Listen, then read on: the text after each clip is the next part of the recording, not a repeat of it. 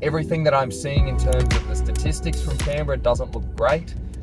The market there has gone ballistic, and you are in a small market. It's ultimately regional when you compare it to a capital city. The only thing really going for Canberra is that all the government departments are located there, so most of the people would work for government. Do I have the stats around how many work for government? No. Do I have the stats about distressed listings? Yes, I had a look at the number of distressed listings in Canberra. It was rising. The number of listings generally was rising pretty substantially.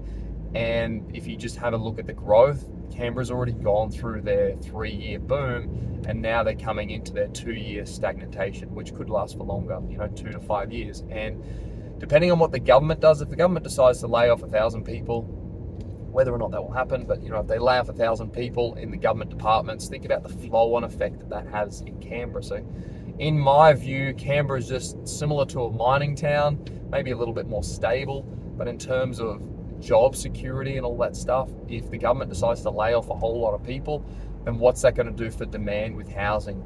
And they don't have the interstate and overseas migration like Queensland, Victoria, New South Wales, and to an extent Western Australia has. So they don't have that ongoing commitment to house people, and that demand could dry up pretty easily, or it's just not an ongoing demand.